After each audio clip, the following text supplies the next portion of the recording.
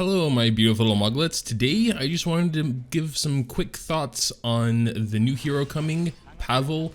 He was announced a couple days ago. First of all, I want to say I really like his ultimate animation. That's the first thing we see, so just gonna say, looks really cool. Then again, all of Epic 7's animations look cool. They're all quite unique. Design-wise, also really cool. We saw a lot of him in some of the story stages, and finally he's coming to the game.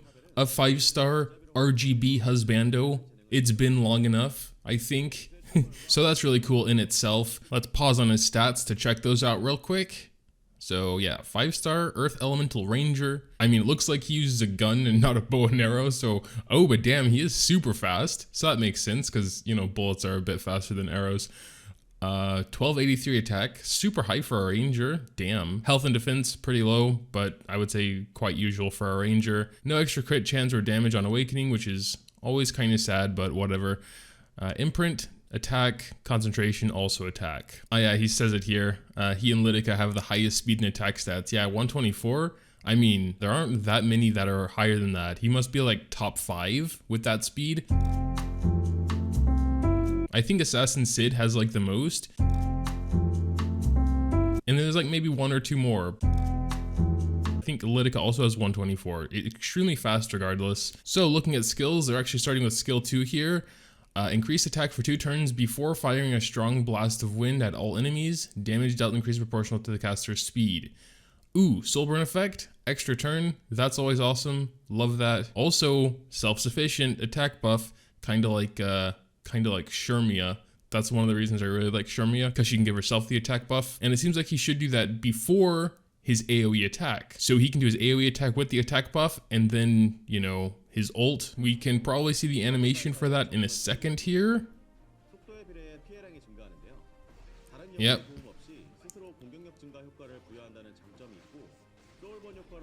Yeah.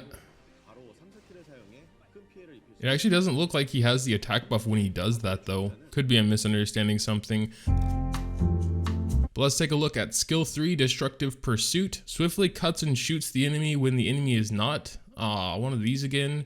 Not an elite or boss monster damage sharing effects are ignored. What, like Arius or SSBs? Oh yeah, would that actually work? And he is wood.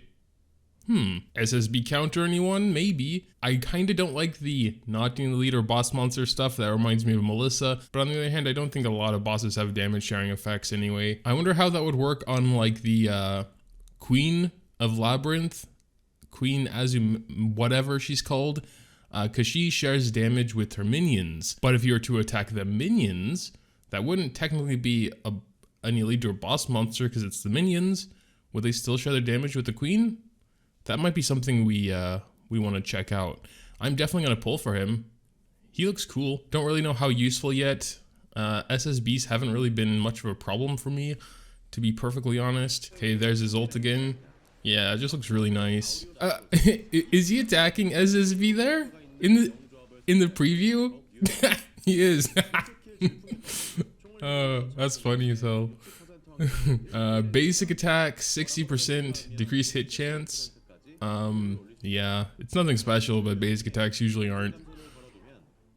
Always love to see like defense breaks and stuff, but other than that, I don't really care about basic attacks. Especially for him, he seems like he's gonna be a mostly PvP unit, you know, being able to soul burn for the extra turn, single target, damage sharing, ignoring effects. That definitely seems PvP related, but his kit altogether seems very simple and straightforward. There's actually not too much to say about it. I think he's really gonna come down to his multipliers. Like if he has really solid multipliers, which I'm not too sure about since you can only soul burn the basic, you know, and that just gives him an extra turn. Single target multipliers are almost always really solid, but if you'd raise and take PAVEL just for SSB, he needs to have good multipliers, because even if he can ignore damage sharing effects, he's not going to really be able to ignore an SSB with like the Proof of Valor artifact. And when he's going to be your first one to hit, the Proof of Valor can reduce a lot of damage. So yeah, he needs to have really solid multipliers in my opinion.